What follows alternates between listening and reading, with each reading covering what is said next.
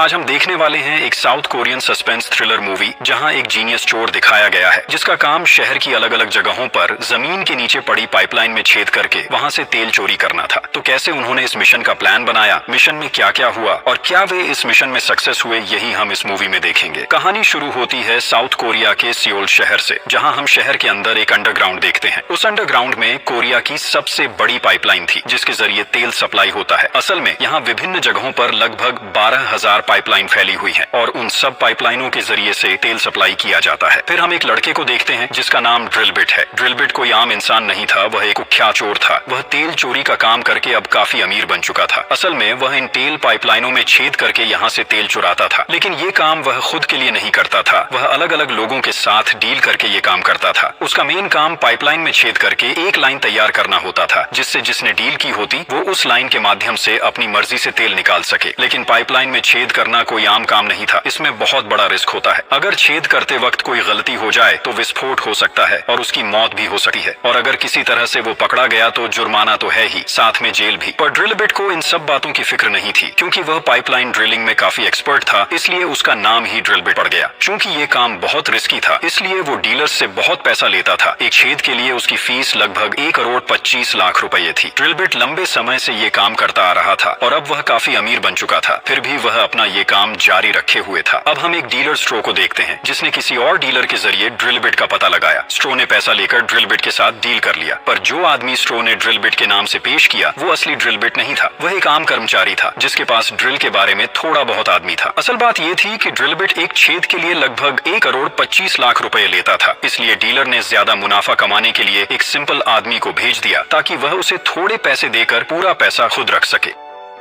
अब वो आदमी अपनी मोबाइल में टाइमर सेट करता है, पर ड्रिल करते वक्त समय और प्रेशर में मेंटेनेंस बहुत जरूरी होता है। पाइपलाइन छेद करने में टाइम और प्रेशर दोनों का ध्यान रखना पड़ता है। चूंकि वह आदमी बिल्कुल एक्सपर्ट नहीं था, उसने उस पाइप पर बहुत प्रेशर दे दिया। वहाँ एक छोटी सी चिंगारी की वजह से तुरंत पाइप में आग लग गई और बहुत बड़ा विस्फोट हो गया। तभी डीलर मौके से भागने की कोशिश करने लगा। विस्फोट से पहले वह आदमी और स्ट्रो किसी तरह बाहर निकल तो गए, लेकिन स्ट्रो ने वही आदमी को पकड़ लिया और बोला, कितना नकली निकला तुम लोग, मेरे कितने पैसे खराब हुए, पैसे वापस दो। लेकिन असल पैसा तो डीलर के पास जा चुका था। स्ट्रो और कहता है, मेरे पैसे तो चले गए ही, ऊपर से अब पुलिस की छानबीन भी होगी। अगर मैं पकड़ा गया तो मेरी जान बन जाएगी। इतने बड़े विस्फोट के बाद पुलिस यहीं पहुंचेगी और जांच करते करते वे शायद मुझ तक भी पहुंच जाएंगे। थोड़ी देर बाद सचमुच पुलिस वहां पहुंच जाती है। पूरी टीम जगह को सील करके जांच करने लगती है। पहले वे वहां जली हुई चीजों को संभाल रहे थे, लेकिन अचानक उन्हें वहां एक ड्रिल मशीन का ड्रिल बिट मिल जाता है, जबकि यहाँ तेल पाइपलाइन के पास ड्रिल बिट होना ही अजीब था। इसका मतलब साफ था, किसी ने यहाँ जानबूझकर प्लान करके आग लगाई है। पूरे सीन को देखकर पुलिस भी यही सोचने लगी है। इसी बीच पुलिस टीम में एक शख्स था, मानसिक। मानसिक के बारे में सबका मानना था कि वह निकम्मा है। न तो सीनियर अफसर उसे तवज्जो देते थे और न ही उसके जूनियर्स। अब तक मानसिक कोई केस सॉल्व नहीं कर पाया था, इसलिए वह हमेशा खुद को साबित करने के मौके ढूंढता रहता था। आज जब उसने पाइपलाइन के पास ड्रिलबिट देखा तो वह बहुत स्मार्ट बनने की कोशिश करता है। वह अपने सीनियर अफसरों को बताने लगता है कि लगभग 5 साल पहले भी एक ऐसी ही पाइपलाइन में ऐसा ही मामला हुआ था। किसी चोर ने पाइपलाइन को ड्रिल मशीन से छेद किया था। मानसिक का मानना था कि शायद वही चोर आज भी शामिल हो सकता है और उस चोर को 5 साल पहले अरेस्ट भी किया गया था। इसलिए वह अपने सीनियर को समझाने का प्रयास कर रहा था कि अगर वे 5 साल पुराना फाइल निकालें तो शायद उसी चोर तक पहुंच सके। पर अफसर लोग मानसिक की बातों को बिल्कुल महत्व नहीं दे रहे थे, किसी को उसकी बातों की परवाह ही नहीं थी। फिर हम जनरल नाम के एक लड़के को देखते हैं जो एक गाड़ी के टैंक से तेल चुरा रहा था। असल में यही जनरल वह डीलर था जिसने ड्रिलबिट की जगह वो आदमी भेजा था। जनरल को पकड़ने की खोज में स्ट्रो वहां आता है और उसे मारने तक जाने वाला होता है, क्योंकि उसने गलत आदमी को क्यों भेजा। जनरल उससे कहता है कि मैं मजबूर था, ड्रिलबिट एक छेद के लिए 1,25,00,000 लेता है, इसलिए मैंने कम पैसे वाले उस आदमी को भेज दिया ताकि मुझे ज्यादा मुनाफा हो। स्ट्रो बोलता है, ठीक है तुमने जो किया कर लिया, पर मेरी रकम मैं खोना नहीं चाहता। 24 घंटे के अंदर असली ड्रिलबिट को मेरे पास लेकर आओ, मैं उसके जरिए दूसरी लाइन से तेल लूंगा। फिर हम असली ड्रिलबिट को देखते हैं जो हमेशा काफी कूल मूड में रहता था। पहले वह बहुत गरीब था, बाद में उसने इंजीनियरिंग कर ली, लेकिन जब उसने ये धंधा शुरू किया तो उसके पास पैसों की ऐसी बाढ़ आ गई कि मानो वह पैसे की मशीन बन गया। ड्रिलबिट ने यह काम करीब 5 साल पहले शुरू किया था। वही चोर जिसकी बात मानसिक कर रहा था वही ड्रिलबिट ही था, और तब से मानसिक 5 सालों से उसके पीछे पड़ा हुआ था, पर सबूतों की कमी के कारण मानसिक कुछ कर नहीं पाता था। ड्रिलबिट इतना चालाक था कि उसके खिलाफ कोई सीधा सबूत ही नहीं मिलता था, और वह यह अच्छी तरह जानता भी था कि मानसिक उसे पकड़ डेचने के लिए पस्त है। एक बार जब मानसिक छुप छुप कर ड्रिल बिट पर नजर रख रहा था, ड्रिल बिट ने उसे पकड़ लिया और कहा, ऐसे छुप कर मेरा पीछा करना बंद करो। कितने दिन तक मेरे पीछे पड़े रहोगे? क्या तुम समझते हो हर चोरी के पीछे मेरा ही हाथ है? ये तुम्हारी गलतफहमी है। मानसिक बोला, मुझे पता है शहर की चोरियों के पीछे तुम्हारा हाथ है। अगर तुम निर्दोष हो तो मैं अभी तुम्हारे गैराज की तलाशी लेना चाहता हूँ। ड्रिल बिट ने उसे गैराज सर्च करने को कहा, लेकिन पूरी तरह तलाशी के बावजूद भी मानसिक को वहाँ कुछ भी ऐसा नहीं मिला जिससे ड्रिल बिट को दोषी ठहराया जा सके। ड्रिल बिट वहाँ खिसकर जोरदार हंसता है और मानसिक वहाँ से चला जाता है। थोड़ी देर बाद जनरल ड्रिल बिट के पास आता है। असल में जनरल ड्रिल बिट का दोस्त था जो ड्रिल बिट के लिए विभिन्न जगहों से क्लाइंट लाया करता था, लेकिन इस बार लालच में उसने ड्रिल बिट की जगह किसी और को भेज दिया ताकि वह ज्यादा कमीशन कमा सके। जब ड्रिल बिट को यह बात पता चलती है कि जनरल ने कमीशन की लालसा के चलते इतना बड़ा हादसा करा दिया तो ड्रिल बिट उस पर बहुत गुस्सा होता है। जनरल बार बार माफी मांगता है और कहता है कि जिसने उसे काम दिया था वह एक बड़े गैंगस्टर है। उसका काम पूरा न होने की वजह से वह जनरल के पीछे पड़ा हुआ है और अगर ये काम मैं पूरा नहीं कर पाया तो वह मुझे मार देगा। जनरल रिक्वेस्ट करता है, तुम मेरी मदद करो, मैं वादा करता हूँ मैं फिर कभी इस तरह का कुछ नहीं करूंगा। तो क्योंकि जनरल ड्रिल बिट का बहुत अच्छा दोस्त था, इसलिए ड्रिल बिट जनरल की बात नजरअंदाज नहीं कर पाता। वह सीधे स्टरो के पास जाता है। डील के मुताबिक वो फिर से एक और पाइपलाइन में छेद करने निकलता है। ड्रिल बिट के पास एक स्पेशल ड्रिल मशीन थी जो उसने खुद बनाई थी। उस मशीन और अपनी काबिलियत की वजह से वह उस पाइपलाइन में बखूबी छेद कर देता है और साथ ही वहाँ एक गुप्त लाइन भी जोड़ देता है। स्टरो जब ड्रिल बिट की यह कला देखता है तो वह काफी इम्प्रेस्ड हो जाता है और उसे एक बड़े बिजनेसमैन का एड्रेस दे देता है जहाँ जाकर उसे बड़ा डील मिलने वाला था। ड्रिल बिट तुरंत उस एड्रेस पर पहुंचता और वहाँ उसे उस बिजनेसमैन से मिलना होता है। उस शख्स का नाम जियान था। जियान भले ही बड़ा बिजनेस था पर वह कर्ज में डूबा हुआ था, इतना कर्ज कि अगर उसने अपना घर गाड़ी सब बेच दिया और सारी उम्र कमाई ही करता रहा तब भी कर्ज चुकता नहीं था। इसलिए जियान चाहता था कि ड्रिल बिट उसकी तरफ से पाइपलाइन में एक लाइन बना दे जिससे वह वहाँ से तेल चोरी करके अपने कर्ज चुकता कर सके। जियान ड्रिल बिट को कहता है कि तुम हमारे शहर की सबसे बड़ी पाइपलाइन में छेद करके मेरे लिए एक लाइन बना देना, जो भी तुम चाहो उतना पैसा मैं दूंगा। पर ड्रिल बिट समझ जाता है कि जियान इस काम से करोड़ों उगा लेगा, इसलिए चालाकी से वह अपनी फीस लगभग 5 गुना बढ़ा देता है। जियान को भी कोई आपत्ति नहीं होती और वह ड्रिल बिट को मिशन शुरू करने को कहता है। क्योंकि यह काम शहर की सबसे बड़ी पाइपलाइन में करना था, इसलिए ड्रिल बिट एक बहुत ही मजबूत टीम बनाता है। हर मेंबर अपने अपने काम में माहिर था। मजेदार बात यह है कि उस टीम में वही आदमी भी था जो पहले उस विस्फोट वाली घटना के दिन वहां गया था। उसका नाम था वेल्डर। वेल्डर ड्रिल में ज्यादा अच्छा नहीं था पर इलेक्ट्रॉनिक्स के काम में उसका आइडिया अच्छा था। टीम के बाकी मेंबर थे चिफना जो एक सिविल इंजीनियर था और मैप की समझ में पारंगत था, जियोफ जो मशीन ऑपरेटर था और टीम में एक लड़की भी थी जो एक होटल के रिसेप्शन सेक्शन में काम करती थी। उसका नाम टीना था। टीना जिस होटल में काम करती थी वही होटल उस बड़ी पाइपलाइन के साथ जुड़ा हुआ था, इसलिए वे लोग होटल के अंडरग्राउंड के रास्ते अपना मिशन चलाने का प्लान बनाते हैं।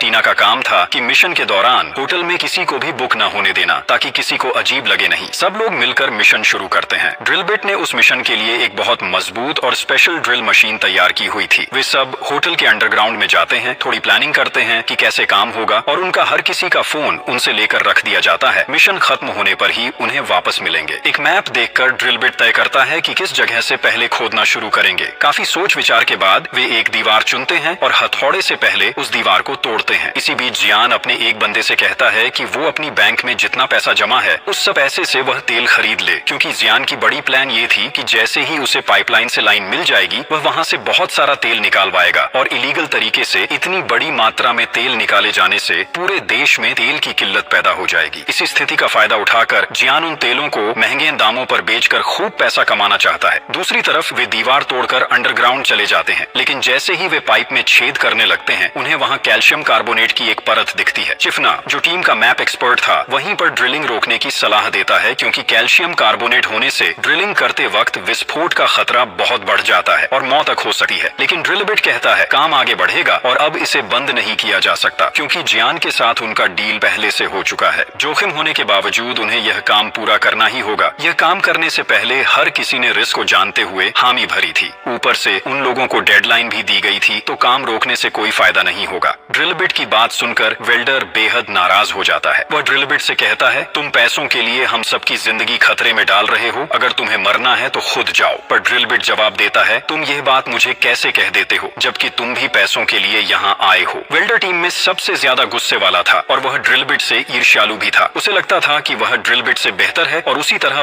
बहुत पैसा कमाना चाहता है। वेल्डर दावा करता है कि अगर जोखिम है तो उसे वह मेन पोजीशन दे दे। अगर तुम मुझे मेन काम दे दो और तुम्हारे डील की पूरी रकम मुझे दे दोगे तब मैं अपनी जान जोखिम में डालने को राजी हूँ। वेल्डर की यह मांग सुनकर ड्रिल बिट गुस्से से भर जाता है और दोनों के बीच खूब झगड़ा शुरू होने लगता है। तकरीबन थप्पड़ झगड़े की नौबत आ जाती है। बाकी मेंबर को बीच में जाकर उन्हें शांत करना पड़ता है। चूंकि आज काम शुरू करने में बहुत देर हो चुकी थी, वे सब मिलकर फैसला करते हैं कि काम आज बंद रखा जाएगा और कल ठंडे दिमाग से सब प्लान के मुताबिक मिलकर काम पूरा करेंगे। अगले दिन जब वे फिर से खुदाई करते हैं और थोड़ी आगे बढ़ते हैं तो उन्हें बहुत बड़ा एक पत्थर मिल जाता है। ऐसा पत्थर जो सिंपल ड्रिल मशीन से नहीं टूटने वाला था। उसे तोड़ने के लिए उन्हें हैमर ड्रिल की जरूरत थी, पर हैमर ड्रिल बहुत जोर का शोर करता है। इसलिए प्लान के मुताबिक वे वेल्डर को ऊपर भेजते हैं कि वह बहुत तेज म्यूजिक चलाकर शोर छुपाए और वेल्डर भी प्लान के अनुसार वही कर रहा था। वो लोग नीचे हैमर ड्रिल से पत्थर तोड़ना शुरू करते हैं। ऊपर वेल्डर इतना जोर से म्यूजिक बजाकर नाच रहा था कि नीचे से ऊपर की कोई आवाज सुनाई ही नहीं दे रही थी। उधर हम मानसिक को भी देखते हैं जो अब भी ड्रिल बिट के पीछे पड़ा हुआ था। वह हर जगह ड्रिल बिट को ढूंढ रहा था। मानसिक के पास शहर की सारी पाइपलाइनों का एक मैप भी था जिससे उसने शहर के कई पाइपलाइनों का चेक करके उन जगहों पर हुए कई छेद और इलीगल कनेक्शन ढूंढ निकाले थे। जब वह ये सारी रिपोर्ट पुलिस डिपार्टमेंट में जमा कराता है तो सब मान लेते हैं कि शहर में वाकई तेल की चोरी हो रही है, वरना इतने सारे इलीगल पाइपलाइन कनेक्शन कहां से आते। तुरंत पुलिस डिपार्टमेंट शहर की हर पाइपलाइन चेक करने के लिए पुलिस भेज देता है। जांच करते हुए एक पुलिस वाला उस होटल तक पहुंच जाता है जिसके नीचे ड्रिल बिट्स काम कर रहे होते हैं। टीना जब पुलिस को वहां देखकर घबरा जाती है तो वो किसी तरह अलार्म को दबा देती है ताकि ड्रिल बिट्स को पुलिस की बात पता चल जाए। वैसे ये अलार्म उन्होंने पहले से प्लान करके रख रखा था, पर बदकिस्मती से अलार्म काम नहीं करता क्योंकि खुदाई के दौरान किसी ने गलती से अलार्म की वायर ही काट दी थी और किसी को इसका एहसास तक नहीं हुआ। दूसरी ओर जब पुलिस वेल्डर के बज रहे गाने को सुनकर अंदर चेक करने जाती है तो पहले वेल्डर पुलिस का स्वागत करता है और फिर ज्यादा तेज गाना बजाकर पुलिस को अपनी ओर नचाने की कोशिश करता है ताकि पुलिस ड्रिल बिट्स तक न पहुंचे। लेकिन अचानक बॉक्स की दिक्कत से म्यूजिक बंद हो जाता है और पुलिस को ड्रिल मशीन की आवाज सुनाई देती है। पुलिस तुरंत बेसमेंट की तरफ बढ़ती है, पर तब तक ड्रिल बिट वहां से सारे सबूत मिटा चुके होते हैं। वे सब मास्क पहनकर वहां ऐसे अंदाज में खड़े हो जाते हैं जैसे वे सब होटल में ही काम करने वाले लोग हों। दरअसल ड्रिल बिट्स के पास वॉकी टॉकी थी। जब अलार्म काम नहीं कर रहा था, टीना वॉकी टॉकी से उन्हें पुलिस की मौजूदगी की बात बता देते हैं। पुलिस कुछ भी न पाकर होटल से चला जाता है। फिर टीना नीचे आकर अलार्म की कट गई वायर ठीक कर देती है और उसके साथ वहाँ जियो सबो भी था। उधर ऊपर जो ड्रिल बिट्स हैं वे एक अलमारी को नीचे प्लेस कर रहे होते हैं। तभी वो अलमारी जमीन पर जोर से गिरती है और अंडरग्राउंड की कई हिस्से धंस जाते हैं। वे देखते हैं कि टीना और जियोसा मलबे के नीचे दब गए हैं। प्रॉब्लम ये है कि उन्हें बचाने का रास्ता भी मलबे से बंद हो गया है और वे अंडरग्राउंड के दूसरे सिरे पर फंस चुके हैं। तो वेल्डर चिफना से कहता है कि वहाँ फंसकर उनके पीछे समय गंवाने से हमारा कुछ नहीं होगा। वो लोग वहाँ इस तरह फंसे हैं कि हम उन्हें बचा नहीं पाएंगे, तो चलो अपना काम पूरा करते हैं और अगर वे मर भी गए तो उससे हमें फायदा होगा, उनकी हिस्सेदारी भी हमें मिल जाएगी। एक बार सोचा जा, हम इतने रिस्की काम कर रहे हैं और अगर यहाँ थोड़ा सा बेनिफिट हो जाए तो बुरा क्या है। वेल्डर की बात सुनकर चिफना और ड्रिल बिट दोनों को बहुत गुस्सा आता है क्योंकि कोई इंसान इतना स्वार्थी कैसे हो सकता है। फिर चिफना खुद ही मिट्टी खोदकर टीना और जियोसा को बचाने के लिए उतर जाता है और ड्रिल बिट भी उसके साथ जुड़ जाता है। किसी तरह वे दोनों टीना और जियोसा को मलबे से निकाल लेते हैं। रात में जब सब होटल के कमरे में सो रहे होते हैं, ड्रिल बिट अपने कमरे में बैठकर एक मैप देख रहा था। तभी बाहर से किसी अलार्म की आवाज आती है। ड्रिल बिट कमरे से बाहर निकलकर देखता है कि वेल्डर सारे पैसे चुराकर भागने की कोशिश कर रहा है। ड्रिल बिट उसे तुरंत पकड़ लेता है और उसे मारने पीटने लगता है। बाकी लोग उस आवाज को सुनकर वहाँ इकट्ठा हो जाते हैं, पर वेल्डर घुटनों के बल गिरकर सबके सामने भीख मांगने लगता है और कहता है, क्या तुम लोग सोचते हो ये पैसे मैं अपने लिए चुरा रहा हूँ? मेरा बेटा हॉस्पिटल में है, उसे महंगी दवाई चाहिए, इसलिए मैं ये पैसे ले जा रहा था। उनकी दया जाग जाती है और सब कुछ कहने बताने बंद कर देते हैं, पर सच्चाई यह थी कि वेल्डर ने सिर्फ बचने के लिए ड्रामा रचा था, वह झूठ बोल रहा था। ड्रिल बिट अभी भी वेल्डर पर भरोसा नहीं कर पाता। तब ड्रिल बिट वहीं सोचकर रिसेप्शन पर जाकर अलार्म की वजह चेक करने लगता है। वहाँ वह कुछ सीसीटीवी फुटेज देखता है। 2 कैमरे बेसमेंट में लगे हुए थे जहाँ वे पाइपलाइन पर काम कर रहे थे। ड्रिल बिट समझता है कि ये कैमरे जियान ने ही लगाए थे और उसने टीना से कह रखा था कि वह छुपके उनकी हर हरकत हरकत जियान को बता दे। अब ड्रिलबिट पक्के तौर पर जान जाता है कि टीना भी किसी हद तक जियान के लिए काम कर रही है। ड्रिलबिट टीना से रिक्वेस्ट करता है कि वेल्डर के भागने की बात वह जियान को न बताए, क्योंकि उनके कॉन्ट्रैक्ट में साफ लिखा था कि जब तक मिशन पूरा नहीं हो जाता उनकी टीम का कोई भी मेंबर बाहर नहीं जा सकता, और अगर कोई भागने की कोशिश करेगा तो जियान उसे अपनी मर्जी की सजा दे सकेगा।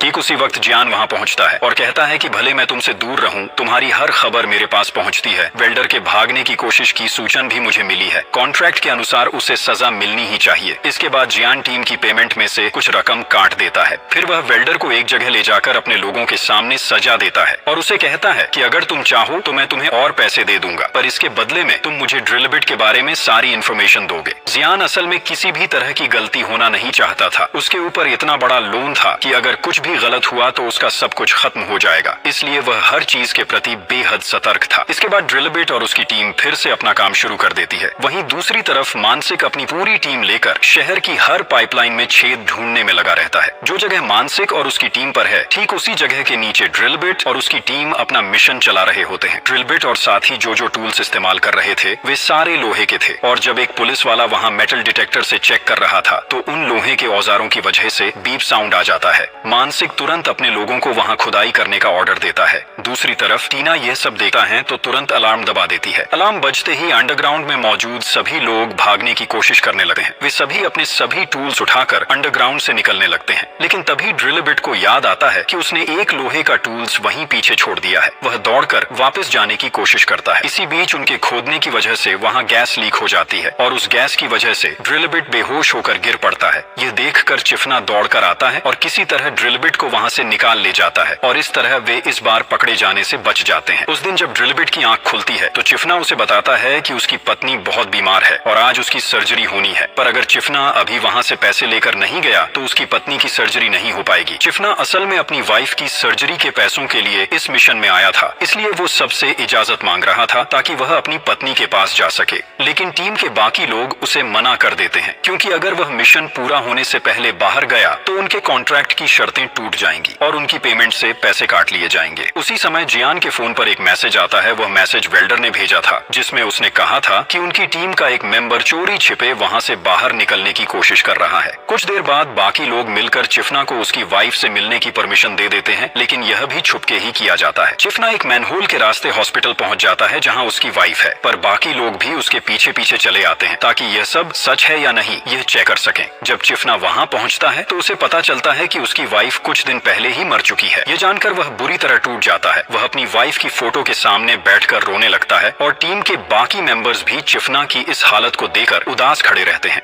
फिर सब मिलकर चिफना को लेकर उस टनल के रास्ते वापस होटल पहुंचते हैं, पर वहां पहुंचकर उन्हें दिखता है कि जियान अपने लोगों के साथ मौजूद है, यानी वे सब जियान के पास पकड़े गए हैं। चूंकि हर किसी ने कॉन्ट्रैक्ट की शर्तें तोड़ी हैं, जियान उन पर बहुत गुस्सा है। चिफना जियान से कहता है कि उन लोगों की कोई गलती नहीं है, मेरी वाइफ बीमार थी इसलिए मैंने उनसे कहा था, उनकी कोई गलती नहीं। चिफना सच बोल रहा था, पर जियान उसे मारने लगता है। ड्रिलबिट को यह सब बिल्कुल सही नहीं लगता। किसी बेबसी इंसान को मारना वह बर्दाश्त नहीं कर सकता, इसलिए ड्रिलबिट बहुत गुस्से में आकर अपना कॉन्ट्रैक्ट कैंसिल कर देता है और बताता है कि अब वह जियान के लिए काम नहीं करेगा। उसी वक्त जियान ड्रिलबिट को उसकी माँ की एक तस्वीर दिखाता है और कहता है कि उसकी माँ अब उनके पास है। अगर ड्रिलबिट अब काम पूरा नहीं करता तो वे उसकी माँ को मार देंगे। ड्रिलबिट अब चारों तरफ से जियान फंस चुका था, इसलिए उसे मजबूरन काम करना पड़ा। लेकिन जियान अब और कड़ी शर्त रखता है, जब तक वे उस पाइपलाइन को ढूंढकर नहीं दिखाते तब तक वे अंडरग्राउंड से बाहर नहीं जा सकेंगे, मतलब बाहर आने की इजाजत नहीं मिलेगी। उन्हें ध्यान से तेजी से वो पाइपलाइन खोजनी होगी। जब सब लोग अंडरग्राउंड में काम कर रहे थे तभी चिफना बेहोश हो गया। असल में उसे कैंसर था जो उसने अब तक किसी से नहीं बताया था और उसे इमरजेंसी ट्रीटमेंट की जरूरत थी। ड्रिलबिट सारे काम छोड़कर चिफना को डॉक्टर के पास ले जाना चाहता था, पर जियान के लोग उसे जाने नहीं दे रहे थे। ड्रिलबिट अब और बर्दाश्त नहीं कर पाया। वह नीचे जाकर जियान के लोगों से भिड़ गया और किसी तरह चिफना को लेकर वहां से निकलने में कामयाब हो गया। लेकिन वहां जियान के और लोग भी आ पहुंचे थे और अब उनके पास भारी हथियार थे। शुरुआत में ड्रिलबिट की टीम थोड़ी घबरा गई, क्योंकि वे समझ नहीं पा रहे थे कि कैसे टकराव निभाए। तब वे पास के एक गैस पाइप का इस्तेमाल करके खुद को बचाने की कोशिश करते हैं। गैस पाइप में लगी आग की वजह से जियान के लोग पास तक पहुंच नहीं पाते। जियान यहाँ तक धमकी देता है कि वह उन्हें गोली मार देगा, पर ड्रिलबिट अच्छी तरह जानता है कि अगर जियान सचमुच उन्हें मार देगा तो जियान का भी मिशन पूरा नहीं होगा, इसलिए वह सच में ऐसा नहीं करेगा। ड्रिलबिट जियान और उसकी टीम से कहता है कि अगर अभी उन्हें जाने नहीं दिया गया तो वह जियान और उसके लोगों को मार कर ही रहेगा। जियान फिर भी गोली मारने की धमकी दे रहा था, पर चिफना दौड़कर गोली खींचने की कोशिश करता है तो जियान तुरंत उसे गोलियां मार देता है। बाहर से गोली की आवाज सुनकर मानसिक और उसकी पूरी टीम वहां आ रही होती है, जिसकी वजह से जियान अपने लोगों के साथ किसी तरह वहां से भाग निकलता है। ड्रिलबिट भी अपने साथियों को लेकर किसी तरह वहां से निकलने में कामयाब हो जाता है। जब पुलिस वहां पहुंचती है तो वे सिर्फ चिफना का शव पाते हैं, पर किसी को पकड़ पाने में वे नाकाम रहते हैं। चिफना की मौत से ड्रिलबिट बहुत दुखी होता है और किसी भी तरह जियान से बदला लेना चाहता है। इसके बाद ड्रिलबिट सीधे अपने पुराने दोस्त जनरल के पास जाता है। जनरल से पता चलता है कि उसने ड्रिलबिट की मां को बचा लिया है और सेफ जगह पर रखवा दिया है, इसलिए अब ड्रिलबिट के पास डरने की कोई वजह नहीं रही और वह जियान से बदला ले सकता है। वहीं दूसरी तरफ वेल्डर को शरीर पर चोटें आई थी और वह हॉस्पिटल में इलाज करा रहा था। वहां पुलिस की टीम पहुंचती है। ड्रिलबिट किसी तरह वेल्डर को वहां से निकाल ले आता है, क्योंकि अगर वेल्डर पकड़ा गया तो उनकी टीम के लिए खतरा बन जाएगा। तभी जियान के पास एक अननोन नंबर से कॉल आती है और उस शख्स ने उसे किसी जगह मिलने को कहा। जियान देखता है कि टिना, जो पहले उसकी तरफ थी, अब ड्रिलबिट के साथ चली गई है। जब जियान उस अननोन कॉलर से बात करता है तो उसे समझ आता है कि वह कोई और नहीं बल्कि ड्रिलबिट ही है। जियान ड्रिलबिट से रिक्वेस्ट करता है कि मिशन पूरा कर दे, पर ड्रिलबिट कहता कि हम सब मिलकर तुम्हारा मिशन पूरा कर देंगे, पर अब हमें और ज्यादा पैसे चाहिए, क्योंकि तुम्हारी वजह से अब पुलिस हमारे पीछे पड़ गई है और पकड़े जाने का खतरा 80% है। अगर तुम हमारी फीस 5 गुना बढ़ा दोगे तो हम तुम्हारा काम कर देंगे, क्योंकि इस काम को पूरा करते ही हम सब मिलकर फॉरेन चला जाएंगे। वहाँ हमारे ऊपर कोई रिस्क नहीं रहेगा, और अगर तुम हमारी शर्तें अभी मान नहीं लेते तो हम पुलिस को तुम्हारे बारे में सब कुछ बता देंगे कि तुमने हमें उस पाइपलाइन में इलीगल कनेक्शन बनाने को कहा था। तुम सोच भी सकते हो तुम्हारे लिए क्या होगा। जियान आखिरकार ड्रिलबिट की शर्त मान लेता है।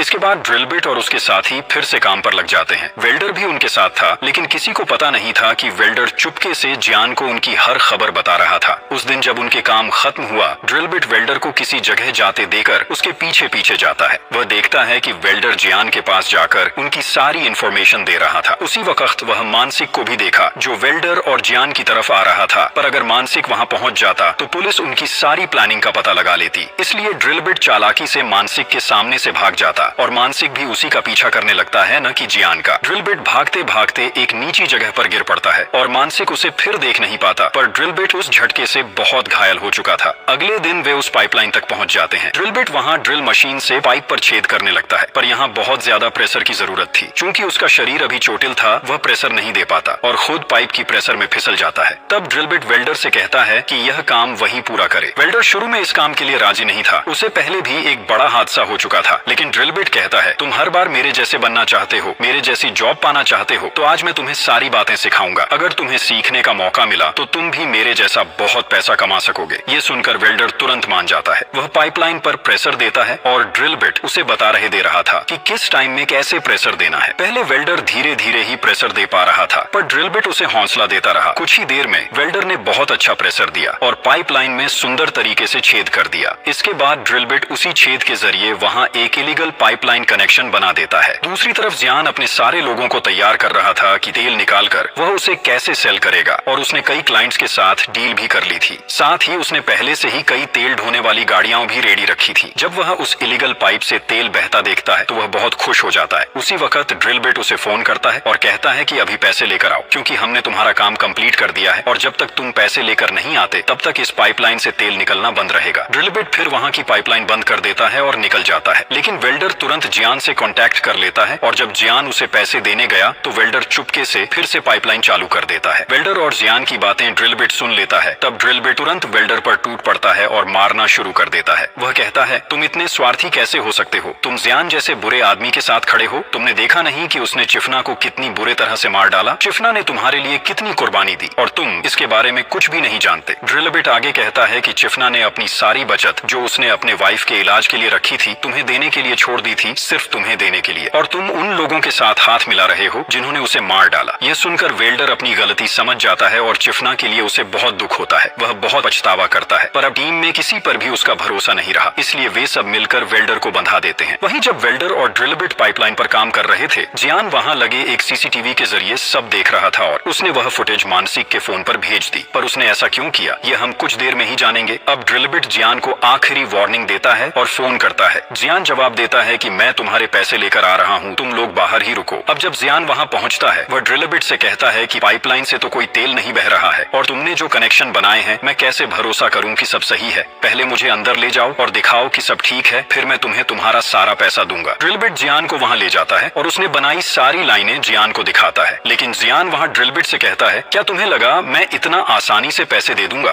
तुम्हें एक पैसा भी नहीं मिलेगा। तभी जियान के सारे लोग ड्रिल बिट और उसकी टीम को घेरे में ले लेते हैं। वे सब मिलकर उन पर हमला कर देते हैं, पर ड्रिल बिट और उसकी टीम उनका सामना करते हैं। वेल्डर भी जियान के खिलाफ लड़ता है। एक मोड़ पर ड्रिल बिट जियान को काबू में कर लेता है, लेकिन जब वह उसे गोली मारने ही वाला होता है तभी मानसिक वहाँ पहुँच जाता है। असल में जियान ने मानसिक को मैसेज करके यहाँ बुलाया था। मानसिक को देखकर ड्रिल बिट जियान को कुछ नहीं कहता और वह जल्दी से बाहर भागने की कोशिश करता है। तभी वह देखता है कि उसका साथी स्ट्रो, जिसने ड्रिल बिट को जियान का पता बताया था, अब जियान के हाथों उसके बाकी सभी साथी बंधक बनाए गए हैं। तभी जियान का एक आदमी पीछे से आता है और ड्रिल बिट के सिर पर वार कर उसे बेहोश कर देता है। थोड़ी देर बाद जब ड्रिल बिट होश में आता है, वह देखता है कि जियान ने सबको एक जगह बंदी बना रखा है, यहाँ तक कि मानसिक नाम का पुलिस वाला भी बंदी है। उन्हें उसी पाइपलाइन के तेल फैक्ट्री के नीचे बंदी बनाया गया है। जियान ने हर जगह बम लगा रखा है ताकि फैक्ट्री के हर हिस्से में खतरा बना रहे, पर मानसिक और ड्रिल बिट कुछ भी समझ नहीं पा रहे थे कि जियान ने ऐसा क्यों किया। फिर जियान ड्रिल बिट से बोलता है, तुम लोग मुझे इतना बेवकूफ समझते हो? मैं कहीं से भी इलीगल तरीके से तेल निकालता तो पकड़ा जाता, इसलिए मेरी प्लान अलग थी। जब तुम लोग अपने मिशन में लगे थे, मैंने कई कंपनियों के नाम पर कर्ज लेकर करोड़ों रुपए की तादाद में तेल थोक में खरीद कर रिजर्व करवा लिया और फिर मैंने अपना मास्टर प्लान शुरू किया। मैंने इस फैक्ट्री के हर हिस्से में बम लगवा दिए हैं। कुछ ही क्षणों में मैं इस पूरे फैक्ट्री को नष्ट कर दूंगा और शहर में तेल की सप्लाई अचानक खत्म हो जाएगी, क्योंकि यह हमारे शहर की सबसे बड़ी तेल फैक्ट्री है। इस स्थिति का फायदा उठाकर मैं अपना रिजर्व किया हुआ तेल महंगे दामों पर बेच दूंगा और अपने सारे लोन चुकाकर करोड़ों कमाकर बच जाऊंगा। और तुम लोगों के साथ मैंने मानसिक को यहाँ इसलिए बुलाया था क्योंकि मानसिक शुरू से ही पाइपलाइन के पीछे पड़ा था। वह किसी न किसी सबूत की खोज कर सकता था। उसे बचाकर रखना मेरा रिस्क कम कर देता था, वरना वह मेरे खिलाफ कोई बड़ा सबूत निकाल सकता था।